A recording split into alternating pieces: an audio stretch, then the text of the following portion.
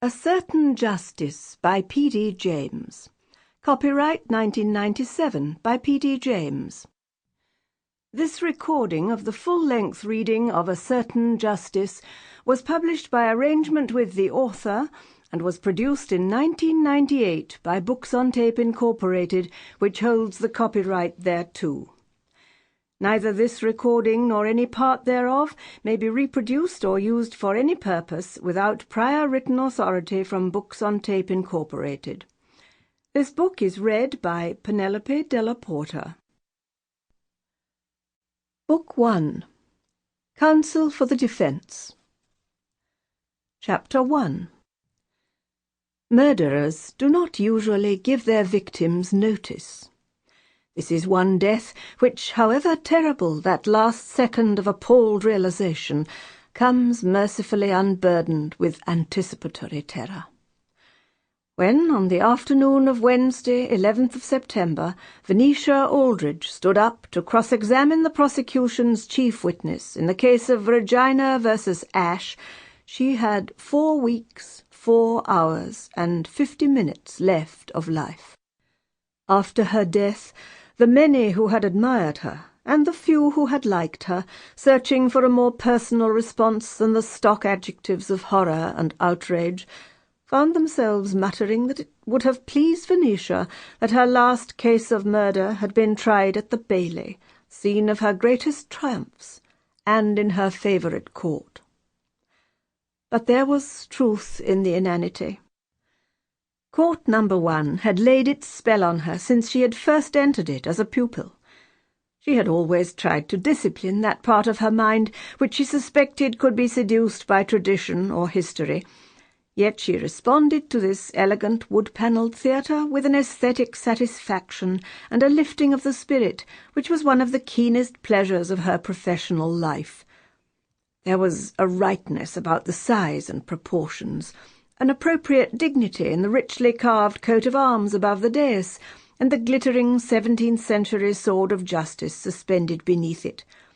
An intriguing contrast between the witness box, canopied like a miniature pulpit, and the wide dock, in which the accused sat level-eyed with the judge. Like all places perfectly designed for their purpose, with nothing wanting, nothing superfluous, it induced a sense of timeless calm, even the illusion that the passions of men were susceptible to order and control.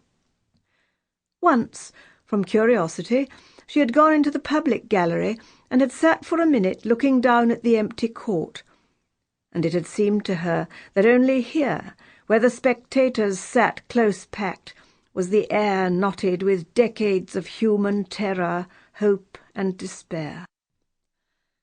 And now she was once more in the place where she belonged. She hadn't expected the case to be heard in the Old Bailey's most famous court, or to be judged by a High Court judge.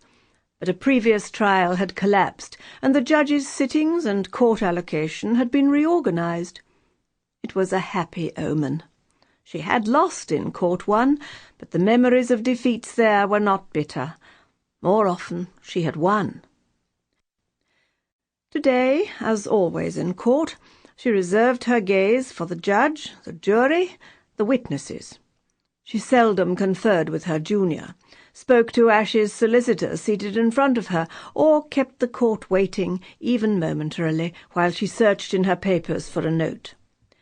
No defending counsel went into court better prepared, and she rarely glanced at her client, and then, when possible, without too obviously turning her head towards the dock. But his silent presence dominated her mind, as she knew it did the court.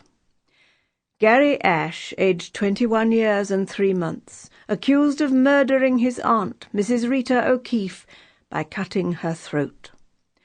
One clean, single slash severing the vessels, and then the repeated frenzied stabs at the half-naked body. Often, particularly with a murder of great brutality, the accused seemed almost pathetically inadequate in his ordinariness, his air of hapless incompetence, at variance with the violent dedication of the deed. But there was nothing ordinary about this accused. It seemed to Venetia that, without turning, she could remember every detail of his face. He was dark, the eyes sombre under straight, thick brows, the nose sharp and narrow, the mouth wide but thin-lipped, unyielding. The neck was long and very slender, giving the head the hieratic appearance of a bird of prey. He never fidgeted, indeed seldom moved, sitting very upright in the centre of the dock, flanked by the attendant officers. He seldom glanced at the jury, in their box to his left. Only once, during the prosecution counsel's opening speech, had she seen him look up at the public gallery, his gaze ranging along the rows with a slight frown of disgust, as if deploring the quality of the audience he had attracted, before turning his eyes again to rest them on the judge. But there was nothing tautly anxious about his stillness.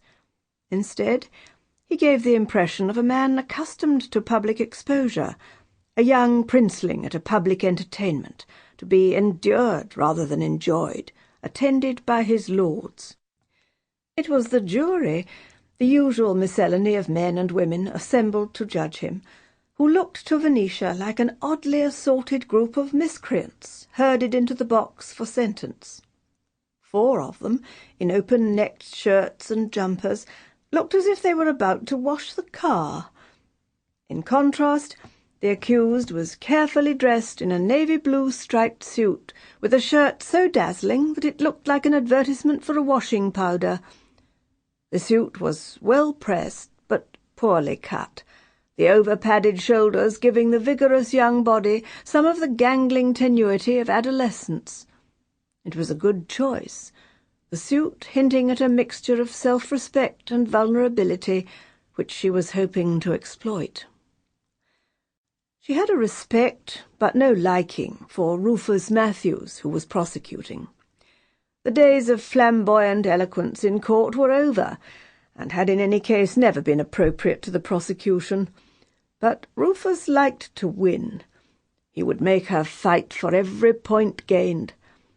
Opening the prosecution case, he had recounted the facts with a brevity and an unemphatic clarity which left the impression that no eloquence was necessary to support a case so self-evidently true. Garry Ashe had lived with his maternal aunt, Mrs. Rita O'Keefe, at 397 West Way for a year and 8 months before her death. His childhood had been spent in care, during which he had been placed with 8 foster parents, between periods in children's homes. He had lived in 2 London squats, and had worked for a time in a bar in Ibiza, before moving in with his aunt.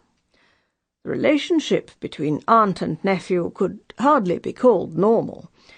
Mrs. O'Keefe was in the habit of entertaining a variety of men friends, and Garry was either compelled or consented to photograph his aunt and these various men engaged in the sexual act. Photographs which the accused had admitted taking would be shown in evidence. On the night of the murder, Friday the 12th of January, Mrs. O'Keefe and Garry were seen together from 6 o'clock to 9 in the Duke of Clarence public house in Cosgrove Gardens, about 1.5 miles from West Way. There was a quarrel, and Garry left shortly after 9, saying that he was going home. His aunt, who was drinking heavily, stayed on. At about 10:30, the licensee refused to serve her any more, and she was helped into a taxi by 2 of her friends. At that time she was drunk, but by no means incapable. Her friends judged that she was able to get home on her own.